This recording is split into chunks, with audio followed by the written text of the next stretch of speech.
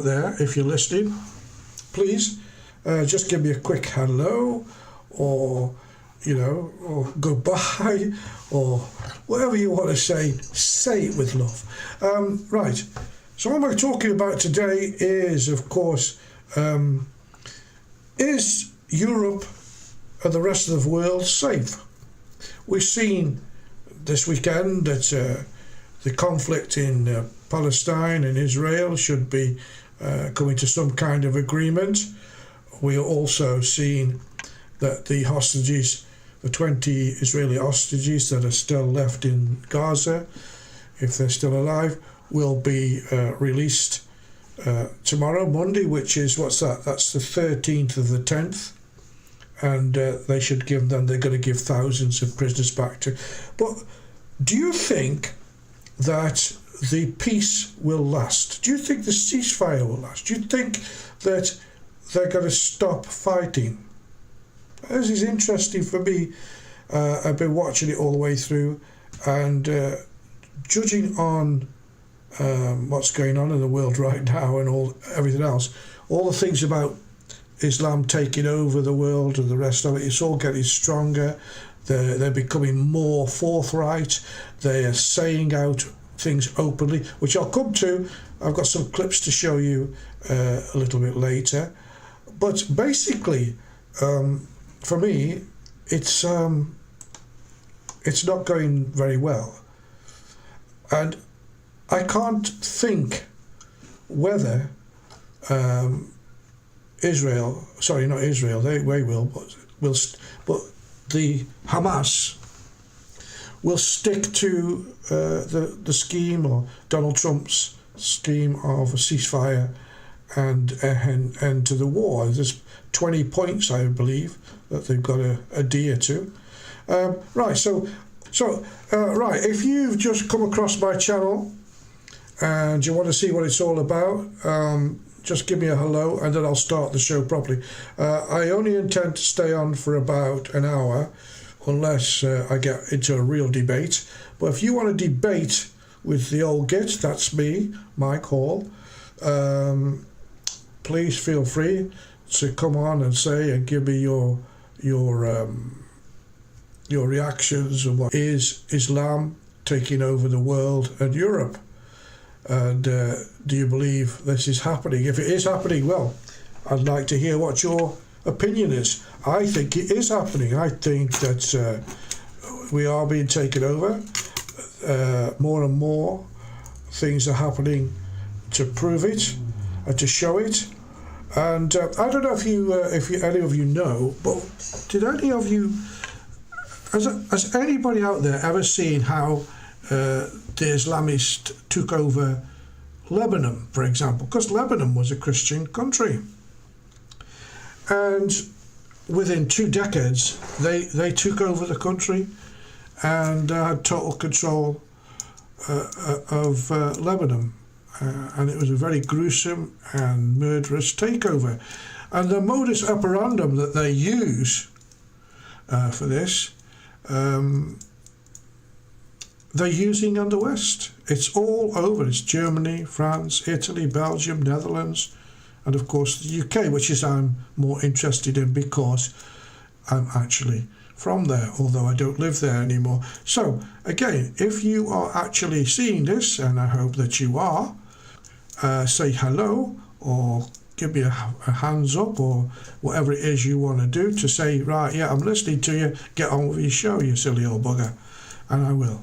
The things running across the bottom there are all my socials, how you can get in touch with me.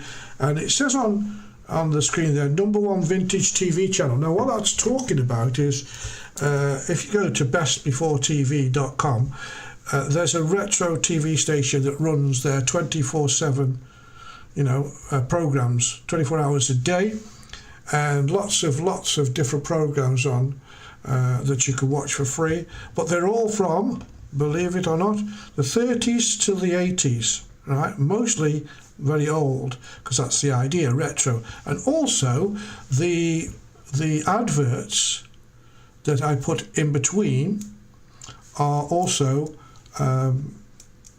old adverts from the 50s and the 60s, what you used to see on your television. And that, as I said, that runs 24 hours a day. Then there's another page in the website which is called the Old Git page. As it says at the top of this page, the Old Git Live Show. This is what I'm trying to achieve, and my intention is discuss as much as possible political goings on and the state of the world.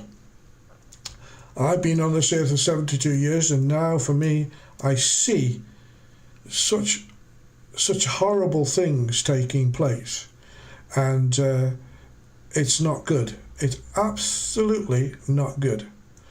So I want to give my opinion, but I'd like to hear other people's opinion. If you also look on this page, you'll see above vintage, it says reserved.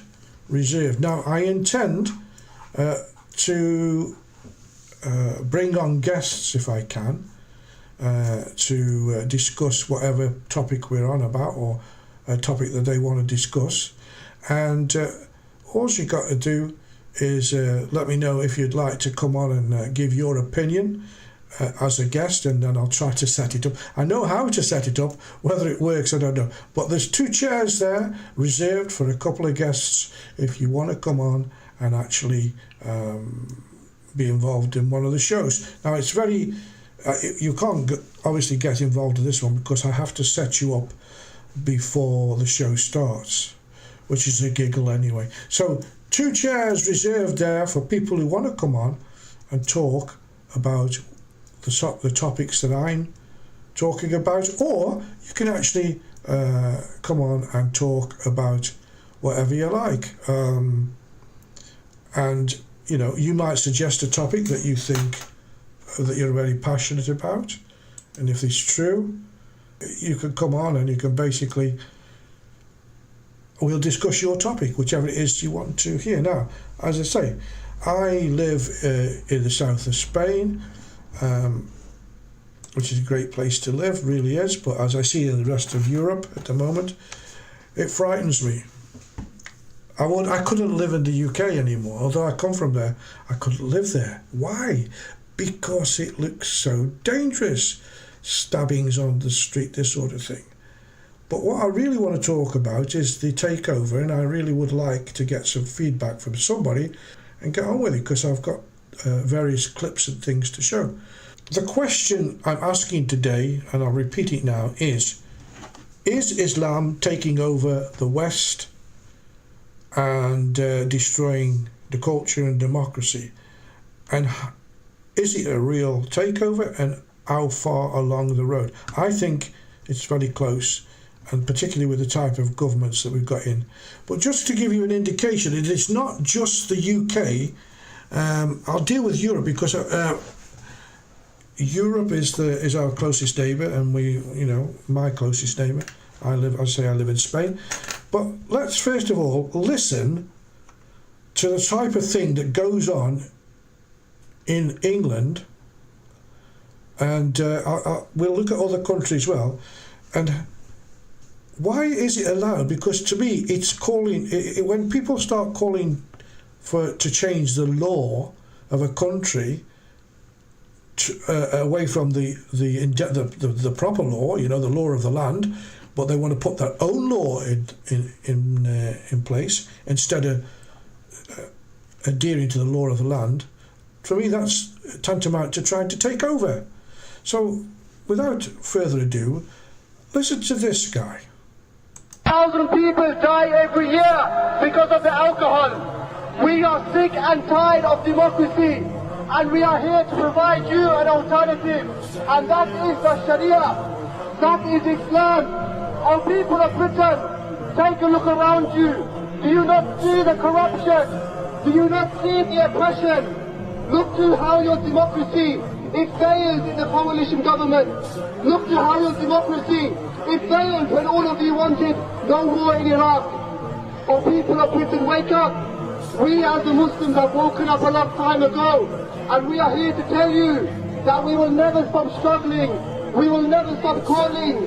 We will never stop striving until the black flag of Islam is all over the world. Now, that guy was actually talking in London. And if you listen to the narrative there, he wants to see the black flag flying all over the world. But right now, he's starting with changing the law in the UK. Now, there's a lot of things happening in the UK in regard to the law. And, this stupid left-wing government, well, left-wing as I call it, communist government with Keir Starmer, the Granny Harmer, Stasi Starmer, and his team of ne'er-do-wells, horrible people, are destroying the country themselves. I mean, the economics, the economic situation in the UK, we're virtually bankrupt. More and more borrowing, giving money to people that don't really need it. Influxes of undocumented blokes, and mostly blokes, in little boats coming over from France. And when they get over, they're given hotels and all the rest of it, and it's costing millions, well, billions, and these people hate us. A lot of these people coming over are actually, they're not coming from war-torn countries. They're coming to make your country, or England or Europe, into a war-torn country. So they are blatant in the way that they're doing it. Now, as we go through the little clips that I'm going to show you, it becomes more and more obvious these people are adamant to take you over. Their duty, according to their Quran, or the other one, the Hadith, is to change the whole world into an Islamic world. Now, there's many Muslims for example, in the UAE and in other Arab states that don't agree with these people. In fact, they would chuck them out of their country. They, in the UAE, for example, I use that because I talked to a guy over there who tells me how it is. And let's put it this way: if you're a Jewish guy and you go to the UAE, you can walk around in there with the hat that you have, and sit down and talk to Arab guys. It's not happening. Their form of Islam is forward-looking. It is, it's going. We're in the 21st century, and it's moving forward. The people that want to take over Europe and the rest of the world are people that they wouldn't have in their country, and if they behaved that way, they'd probably be deported or put in prison. And that's what somebody from the UAE tells me. And the guy who I speak to is quite high up in their hierarchy. Okay, so there is good people and good Muslims, but they don't live in England, and they don't live in Europe. And also in America, they've got a big problem too, but that's a whole new story. So that guy that was just talking, basically saying that they will make sure that the whole of the world will become Islamic, And it's like in England, for example, the prison service. The prisons are run by Muslims, radical Muslims, and when the prisoners go in, it's a case of convert or get hurt. It's well known. They seem to be favoured by the stupid government we have, who basically are going all out to protect them. Another example, a guy. Now, I don't think you should burn any religious book, really, but it's not against the law of the UK to do it. You can do it, it doesn't matter. There was a guy a few weeks ago who went out and burnt a Quran in front of the Iranian embassy, and out comes a guy with a bread knife and starts slashing and cutting at him, trying to kill him. Okay, anyway, the guy got away, and it went to court. They arrested the guy that was burning the Quran. Oh dear. He wasn't breaking any British law, he was burning a book. Okay, it might have been endangering people by fire, I don't know. But anyway, it was for burning the book. And he went to court and he got found guilty. The guy who was doing the slashing and cutting, got bye-bye, it's okay, it doesn't matter, you can stab people in the UK if you want to, doesn't matter. But on appeal, he's just got it overturned, so I don't know where that's going to go. But you see the point. The point is, there's one law for them, and they're truly... A woman's just come out of prison who, for writing a Twitter tweet, she got 31 months in prison. There's another guy in who's got 20 months. Freedom of speech, it's not allowed. Unless you're talking about what they want you to be talking about in the UK. So it's really, really getting to be ridiculous. Many more examples I can give to you, but we'll stay with this. I mean, it's not just the UK, it's the same. There's thousands of people in Germany who are calling for Sharia law.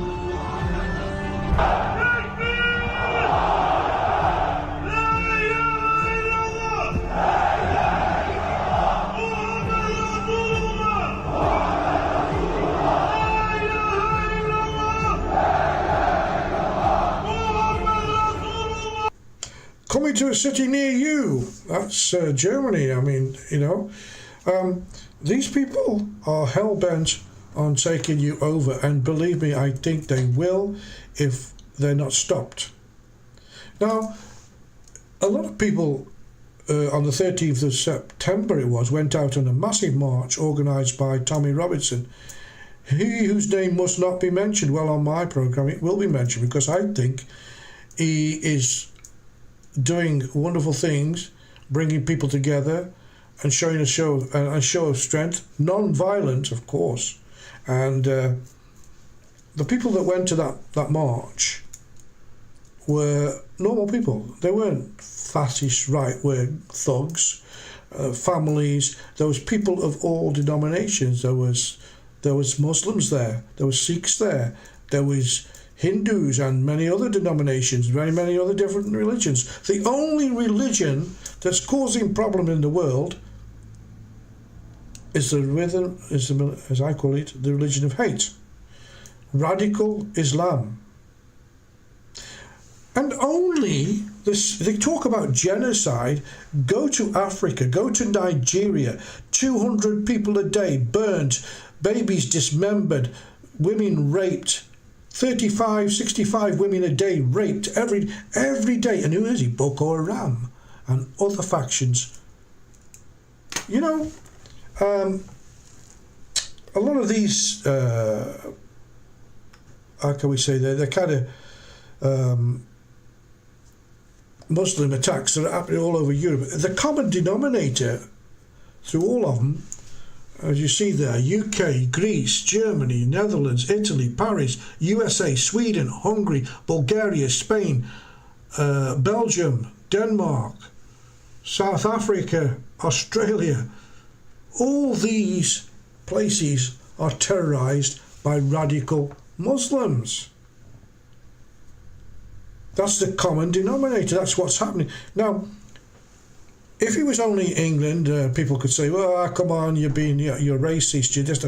But England's not a racist country, never has been. It opens everybody, it invites everybody with open arms. But no.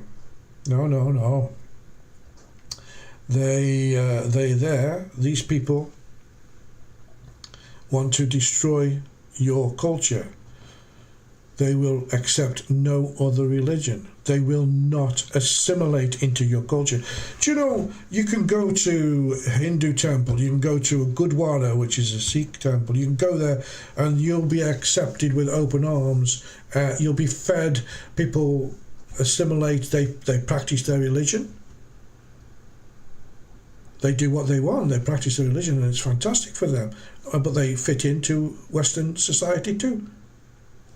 I have many Sikh friends who I tell you, great people to be around. Great people who, in actual fact, don't go out drinking with them. I don't drink, but if you do, they love to have a drink. But anyway, you get the picture. Those, and I'm sure there's many more, but look at it. UK, Greece, Germany we've just seen, Netherlands, Paris, Italy, USA. But I tell you what, just to show that I'm not discriminatory, let's have a look at how Muslims behave in Italy.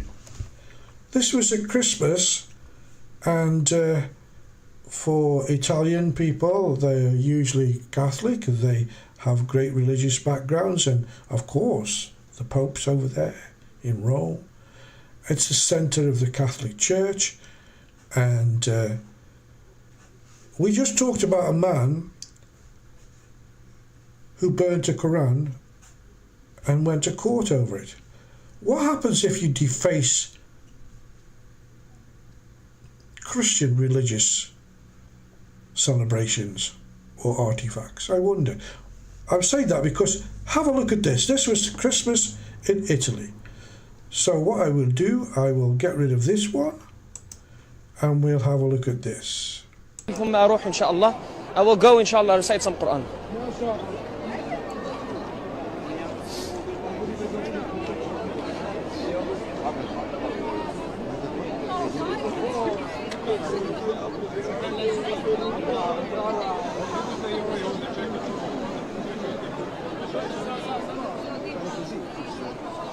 أعوذ بالله من الشيطان الرجيم.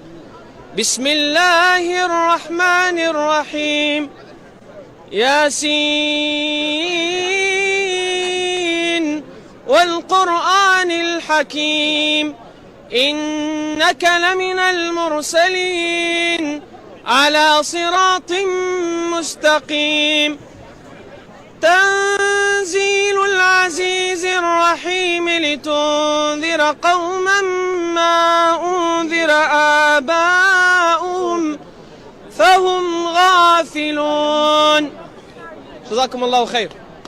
إخوة مسلمون، أنا مسلم الحمد لله. الحمد لله نحن في روم برودرز في ميلان نقرأ قرآن we recite القرآن الحمد لله.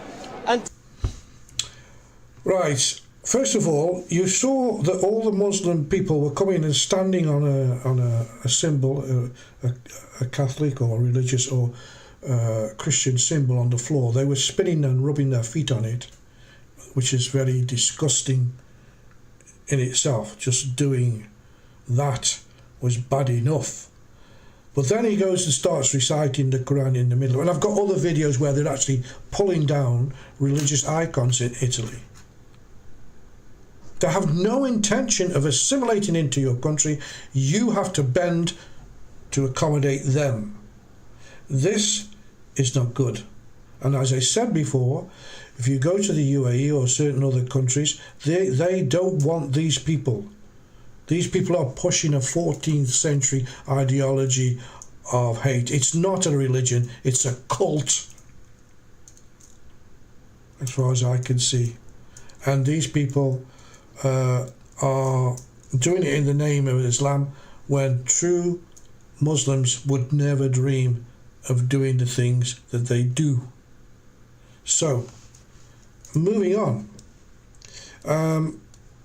They're getting so blatant now that they're trying to recruit people to join in and be part of this great takeover. And I have many videos of the next thing that I'm going to show you, more radical than this one. But what they're doing is they're saying, look, I want you to, we don't want your law.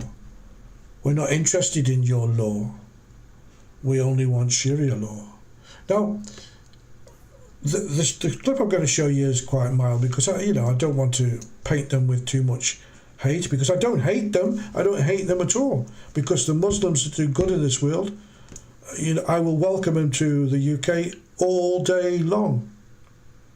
It's the radical Islamists that come. And would you believe this or believe it not, a lot of the peoples that did come in the late 50s and 60s into Europe and to the UK, they basically, when they were and still are very nice people. They came to work and make a life, and they were doing that until behind them comes the radicalists and put the fear of God into them communities, because them communities came from an Islamic country to make a better life. They left it, but they were followed by them, and then they got infiltrate the mosques, tell them that they'll go to hell if they don't. They won't go to wherever it is they go, and if they don't conform to Islam, this 14th century backward type of Islam. And of course, you ask, well, why don't they give these people up? Because they're afraid. They're more afraid than we are, because they've seen what happens in their country. What do you think of the countries that they came from, basically? Not the good places, the bad places I'm talking about. And, what kind of religion says you can stone women to death? If she doesn't have, for example, she has an affair, okay, that's naughty. She shouldn't do it. Well, we all think that about our wives, but hey, it doesn't mean she has to be stoned to death. Okay, if she doesn't wear her burqa and shows her, she gets beaten and whipped. But men can go to the beach and wear their swimming wear and go swimming. It's a horrible ideology, and I think it's horrible. I think that in Western culture, the burqa should be banned. It's not obligatory. They don't have to wear it. And some of the fashion that you see in Saudi and places like that, where they don't wear the burqa, they wear this with the veil, that they show their face. I think it's rude not to show your face, right? And I'd go one step further. I'd ban any face covering to stop these little scroats running around with their machetes and knives. No face covering in public. Simple.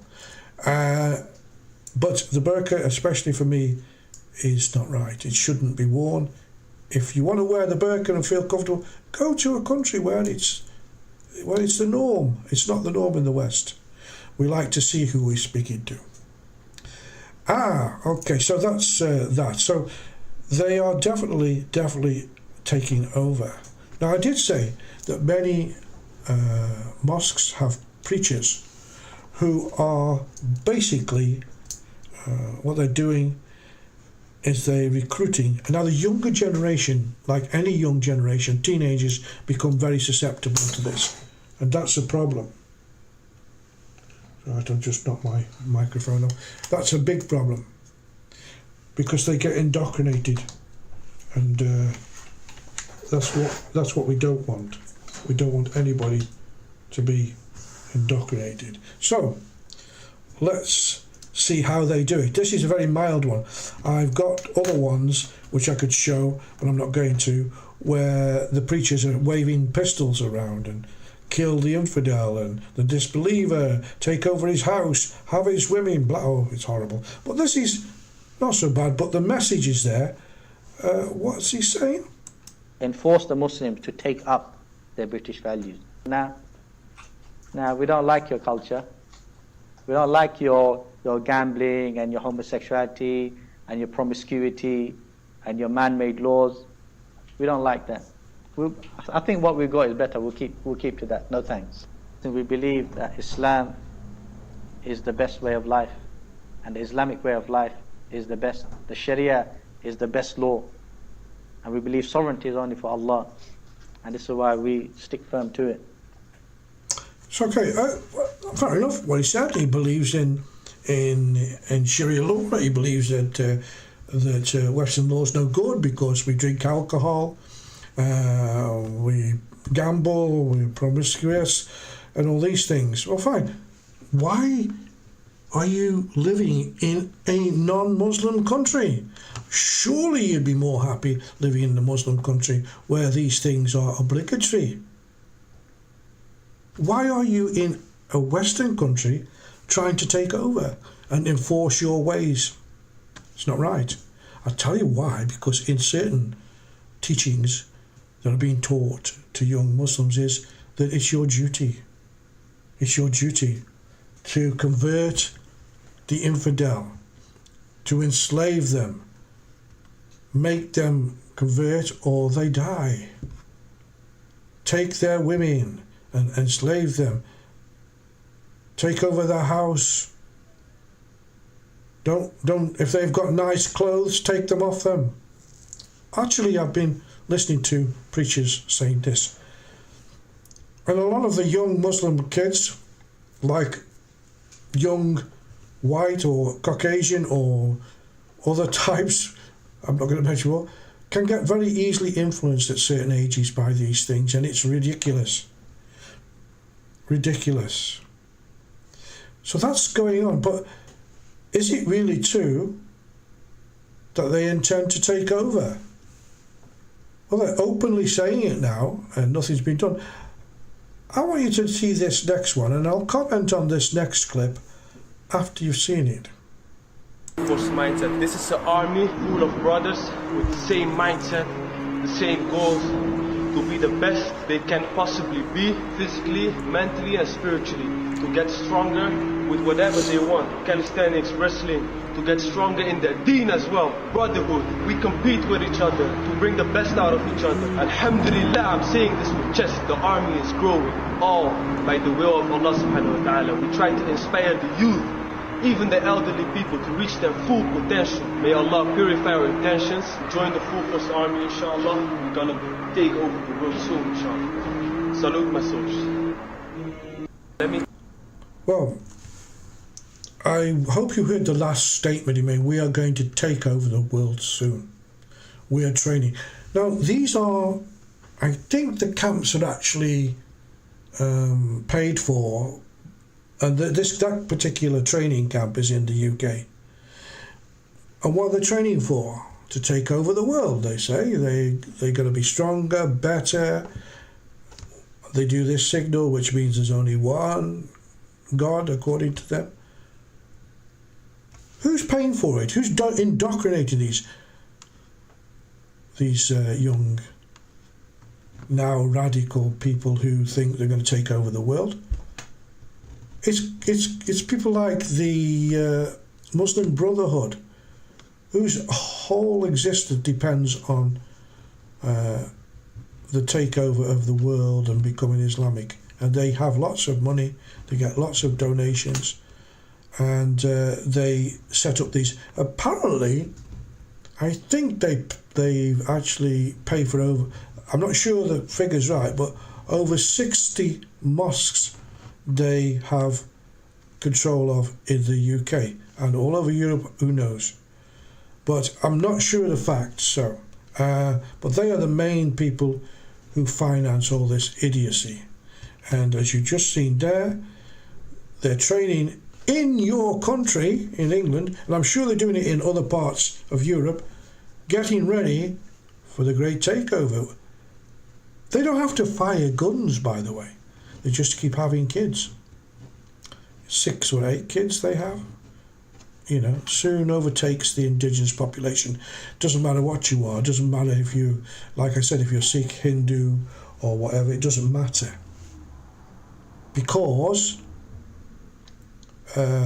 these people hate them as much as they hate me or us, the white people they hate. Sikh people don't hate us, Hindus don't hate us, Buddhists don't hate us, Zarathustrians don't hate us, you know. Mormons don't hate us, Jehovah's Witnesses don't hate us. One religion that hates the world the way it is and wants to change it to their way of thinking. It's there. There's no getting away from it. And even the people who came, like I said, who left these countries where the radicalism was rife, they've been followed over and they've been indoctrinated. But I'm moving on. Now, I'll play the clip, the next one, and a lot of people have already seen this, but I just want to reiterate because I've got something to add to the end of it. So, the mayor of London is Muslim. The mayor of Birmingham is a Muslim. The mayor of Leeds is Muslim. The mayor of Blackburn is Muslim. The mayor of Sheffield is Muslim. The mayor of Oxford is a Muslim.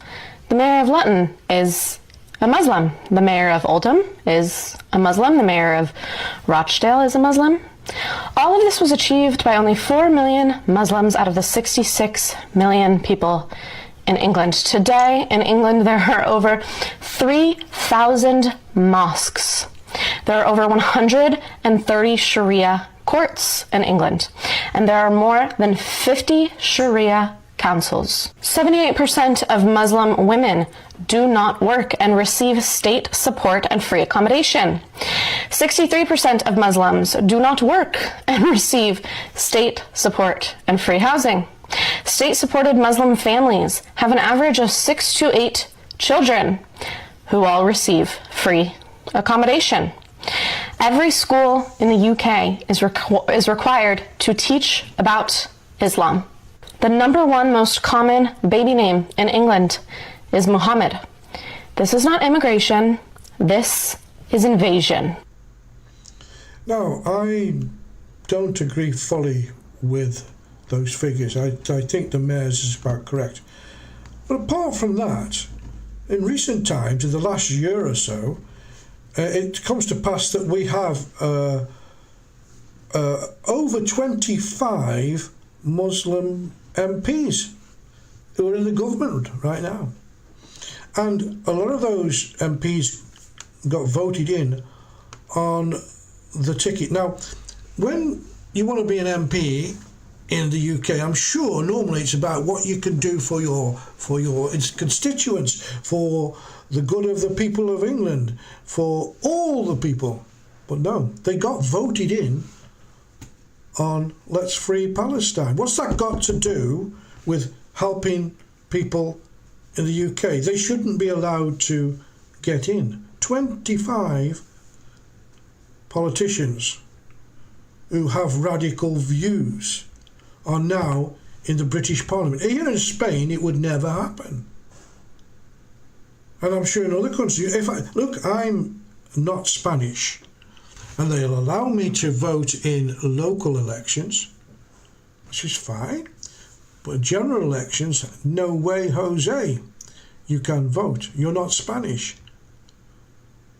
So, if you're not Spanish, you don't, and how many non-Spanish people do you see in the Spanish government? I don't think I've seen any. So why is it that England, you go over on a boat, 2 years later you can be the Prime Minister? It's incredible. And these people hate you. They hate British way of life. Majority of them. On that point, we have, not only do we have 25 politicians in, or MPs or thereabouts, or maybe might have changed recently, I don't know. They are pushing for things like first cousin marriages. The people that do this, they're responsible for over 33% of children who are born who are not correct, malformed, and all sorts of complications. I don't think it's right. It's never been law in the UK, and I don't think it should be. It might have been law years ago, I don't know, but not now. And to top it all, they've just now decided, or a guy called Jeremy Corbyn, which I think most British people know, is a most treacherous man to his own kind, as far as I'm concerned, has set up a party with a lady called what's her name? Zara Sultana, and she is a sultana. And she openly speaks about, I'm going to let you listen to what she has to say about they're prepared to fight on the streets, but not until she's derided everybody else. So, it seems, I don't know if anybody's listening, but this will be on YouTube and on Rumble and everywhere else. So if you didn't watch it, you can watch it on there. And I would like some comments. There's all the contacts at the bottom to tell me if it was okay. Obviously, there's been nobody watching. Well, there could have been people watching, but nobody's contacted me to say hello, thank you, goodbye, get off, whatever. So I'll leave it like that. So just finally, let's listen to Zara Sultana, who's in this new political party that doesn't favour anybody in Britain except that. Jeremy Corbyn he's a career politician. He's more at home in the Middle East and places like that. He stood with the IRA and big friends with Gerry Adams. You won't know it if you're not listening in England. He just seems to hate everything about the UK, and yet he's actually in government right now. He's actually an independent politician. We call him the champagne socialist. Yes, he's one of them who sits around the dinner table at parties and dinners in North London or wherever it is he lives, with all the I certainly agree, all the people that have no clue, all the people who never had to suffer in their life, but they think that this guy's great. But anyway, so they started the party first they started together, then they had an argument, and now they love each other again, and the party is pushing to split the Labour vote in the next election. I don't think it'll survive. But I want you to listen to what Zara Sultana's got to say, because she, for me, is inciting violence. If I did that on the streets or made that statement in the UK, I'm sure that I would be arrested, because she is one of the protected people. Nothing's been said or nothing's been done as yet. So there's people complaining. Listen to what she says all the way through, and then listen to the end bit, what she says. And you'll see what I mean. They're getting very bold, to say the least. So, here we go. And then we see migrants scapegoating and stealing our scarce resources, demonised by the media and political establishment. And the results are clear for everyone to see. The largest fascist mobilisation in Britain in recent memory. Racist attacks in our towns, and women and children attacked for the colour of their skin. This hasn't come out of nowhere. It has been emboldened by sections of the media and politicians who scapegoat migrants, Muslims and minorities every single day. Reform is their parliamentary and political vehicle, and Farage gives them their parliamentary face. But the politics behind it is the same poison that fuels the far right in our streets. And I spoke at the Tommy Robinson demonstration because we have a duty to fight back. If we don't fight back, the far right will keep filling that vacuum that has been created by Labour's capitulation and a broken political system. And we must be clear, you don't stop fascism by ignoring it or copying it. You stop it by fighting it at the ballot box, and where necessary, you fight the fascists in the streets. We fight the fascists in the streets. She refers to a march which was arranged by Tommy Robinson on the 13th of September 2025. Well, the mainstream media underreported on it. They don't like him, blah, blah, blah. But there was over 1 million people there. And those people, she labels everybody as a far-right fascist, which is absolutely rubbish. People, families of all denominations were at that march. It was very peaceful. And they are just trying to get their country back. It doesn't matter what colour you are. They want their country back. The people who live in this country, whether they've come from West India or wherever, it's their country. They're brought up, they're educated. There's so many black people who are making videos saying, hey, what do you think you're doing? You're not doing this in my name, because I'm happy how it lives. This woman is just one of many who are dangerous. One of the people who are breaking out now, forming their own political parties, infiltrating governments. All they can do is get in there, and what they're doing is they're taking over. And I think the great takeover is a real thing. And it's up to you to stop it. I don't condone going out fighting on the streets, but get rid of them. You can get rid of them by voting. Yes, you can. Unfortunately, we have a communist government that seems to read George Orwell's book 1984, and that's their handbook right now. You know, don't do what I do, do what I say. That's just the sort of way. Scandals in there. Hundreds of thousands of pounds donations going to where they shouldn't go.